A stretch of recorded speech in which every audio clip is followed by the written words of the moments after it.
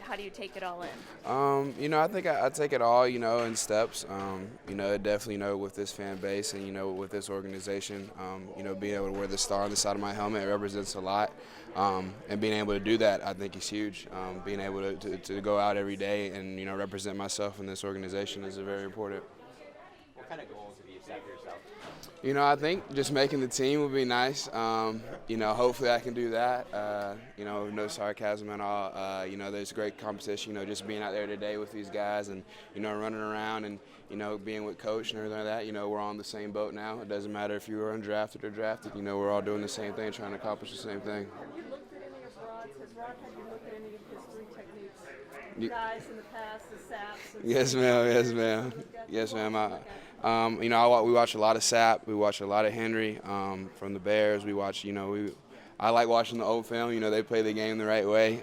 They run around. It's crazy to think that, they say the game's faster nowadays, especially when watching those guys. But, I love watching the old tape and, you doing it right. I want to do it just like them.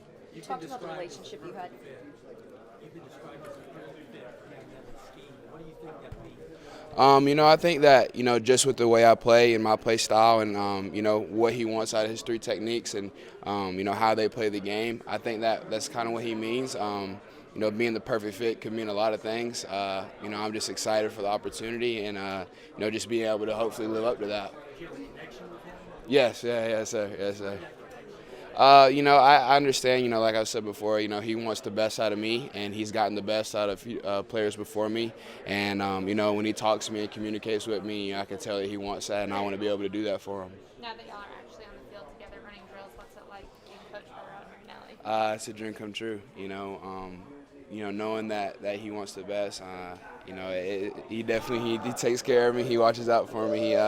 He makes sure to coach me up the right way and the way I want to be coached and the way that he does it. And he's unwavering. And it's just important to be around him. I think that it motivates me to go out there and give him my best. Has he given you a nickname yet? No, not yet. I'm looking forward to it though. I'm looking forward to it. What do you want people to know about you? Obviously, there was talk about you not getting along with the coaching staff. You let people know that you're coachable, and that wasn't your Right, issue. right. Can you just talk about that over the I think that kind of got fueled, the wrong way. Very coachable, I've been on the field. I know what it's like to be coached by, all different types of coaches. The emotional coach and, the demanding coach, and I respond well to both.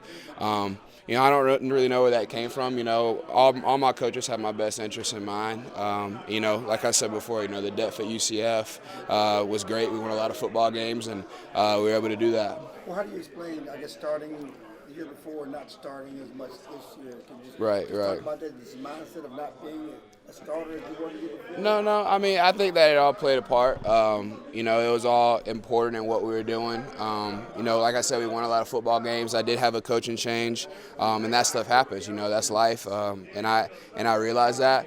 And I think that every coach that's ever coached me from high school until now, with Coach Marinelli had my best interest in mind, and there was two different coaching staffs, and they both wanted me to perform my best, and I did. That being said, do you wish you would have handled anything differently at UCF? I think that there was some emotions involved, and some things I didn't do as well, looking back on it as I did. But that's what it is. I can't go back in the past and change that.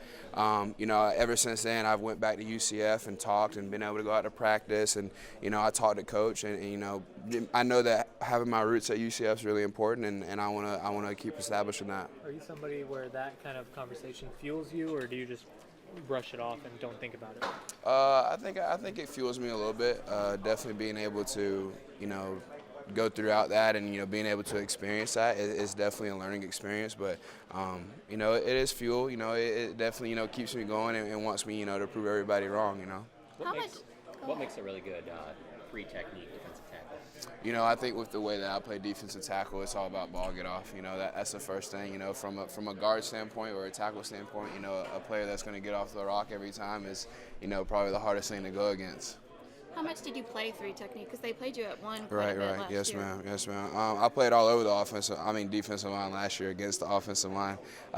Three technique and shade were definitely my main spots, but I've got out and worked edges and stuff like that. And, I've had a lot of reps at three technique, throughout the years and stuff like that. You count practice too, it's a lot. So, So I think I'm really comfortable at 3 technique. I really love playing the position. I really love, it's not really 3 technique, it's more under tackle.